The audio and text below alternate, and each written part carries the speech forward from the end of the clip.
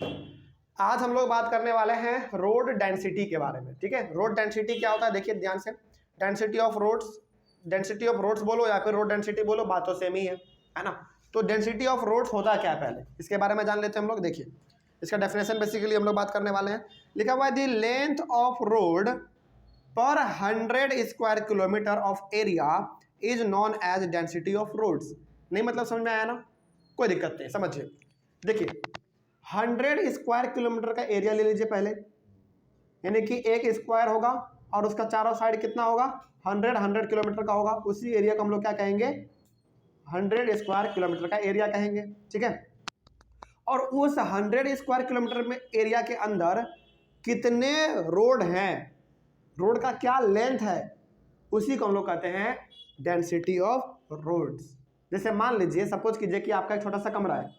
ठीक है, आपके पास एक छोटा सा कमरा है और वो कमरा ना स्क्वायर के शेप का है। सपोज कीजिए कि वो जो है ना 100 स्क्वायर किलोमीटर का वो आपका एरिया हो गया, आपका कैमरा नहीं कमरा। ठीक है, तो उस कमरा के अंदर रोड कितना बना हुआ है। हो सकता है कि एक कमरे के एक कोने से दूसरे कोने तक पहला रोड बना हुआ हो, दूसरे कोने से तीसरे कोने पे रोड बना हुआ हो। मतलब ये हो गया, हाँ जैसे पार्क, सबसे अच्छा एग्जाम्पल पार्क, थैंक यू बताने के लिए, है ना। मतलब पार्क लीजिए, पार्क कैसा होता है स्क्वायर के शेप का ही होता है अक्सर, है ना। तो सपोज कीजिए कि आपके घर के आसपास एक पार्क है, बगल में पार्क भी है, तो सपोज कीजिए कि वो स्क्वायर के शेप का ही है। ठीक है, और वो जो है ना 100 स्क्वायर किलोमीटर का है, पूरा उसका दायरा 100 स्क्वायर किलोमीटर का है। लेकिन आप पार्क में देखेंगे तो फुटपाथ ना चारों तरफ तो है ही, बीच बीच में भी बना हुआ है। तो वो हो गया क्या उसका टोटल रोड का लेंथ। तो 100 स्क्वायर किलोमीटर एरिया के अंदर कितना रोड है, कितना सड़क है, उसका लेंथ कितना है, उसी को हम लोग कहते हैं डेंसिटी ऑफ रोड्स। कोई समस्या? अब चलिए, तो आपको डेंसिटी ऑफ रोड समझ में आ गया। आप इसको ना पार्क से बिल्कुल अच्छी तरीके से समझ सकते हैं।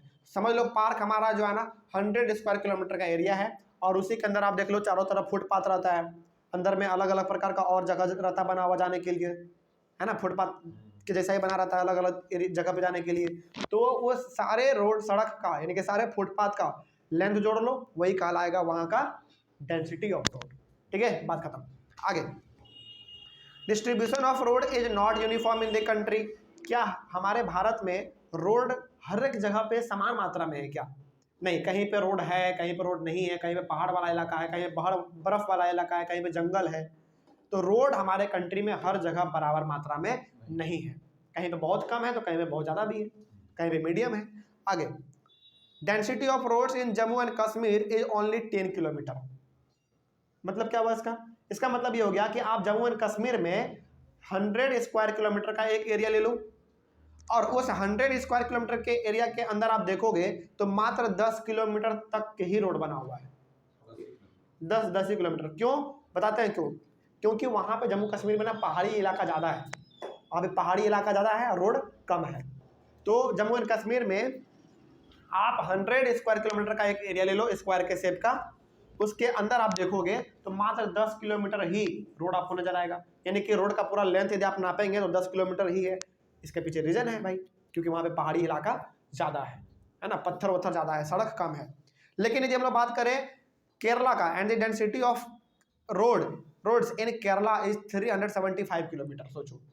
लेकिन यदि हम लोग बात करें केरला का, तो केरला में जाके आप 100 स्क्वायर किलोमीटर का एक एरिया ले लो स्क्वायर के शेप का, उसमें आप पूरे रोड के लंबाई को नापोगे ना तो वो कितना आ जाएगा 375 किलोमीटर आ जाएगा, जो कि अच्छी बात है।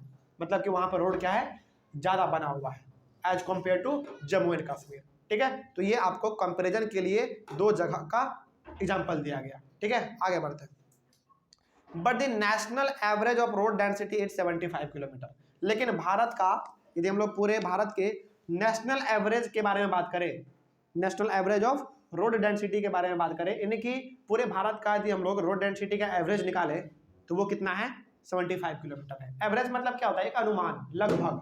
ठीक है, हालांकि हर एक स्टेट में अलग अलग हो सकता है डेंसिटी ऑफ रोड, लेकिन भारत का जो एक एवरेज रोड डेंसिटी है वो है 75 किलोमीटर। ठीक है, आगे बढ़ते हैं। मतलब ये हो गया कि भारत में एवरेज 75 किलोमीटर का मतलब ये हो गया कि 100 स्क्वायर किलोमीटर का आप एरिया लो, उसके अंदर में आप ये देखोगे कि पूरे रोड का जो लेंथ है, जो लंबाई है वो 75 किलोमीटर है। ठीक है, ये एवरेज है। आगे बढ़ते हैं। Road transportation in India faces a number of problems which are as follows. अब यहाँ पे थोड़ा सा हम लोग ना रोड ट्रांसपोर्टेशन के प्रॉब्लम के बारे में बात कर लेते हैं।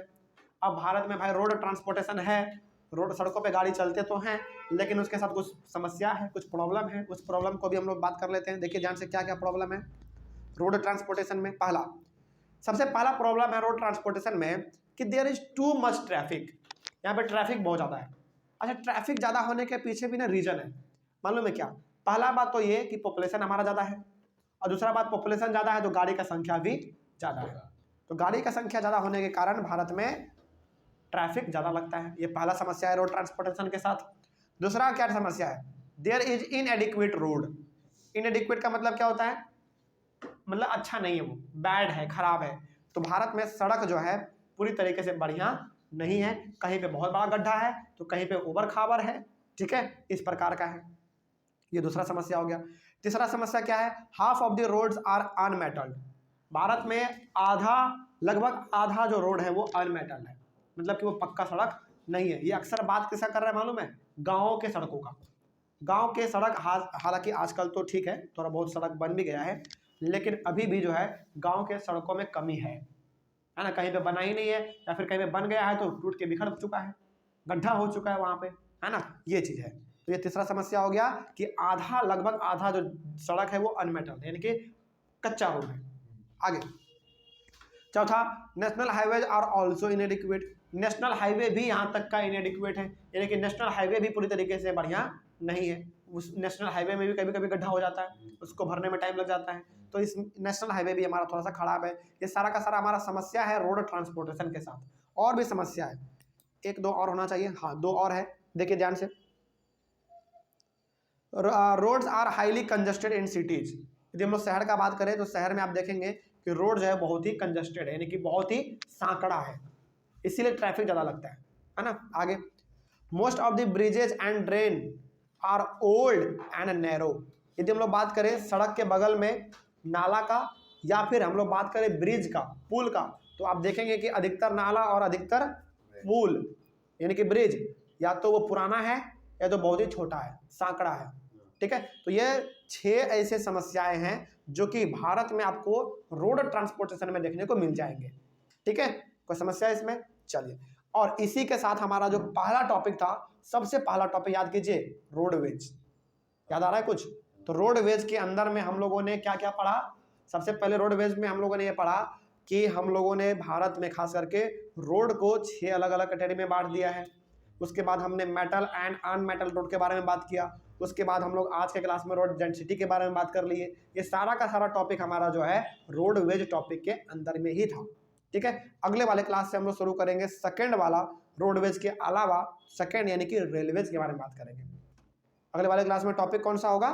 रेलवेज होगा, ठीक है। चलिए मिलेंगे हम लोग अपने अगले वाले क्लास में, तब तक के लिए thank you very much and have a nice day.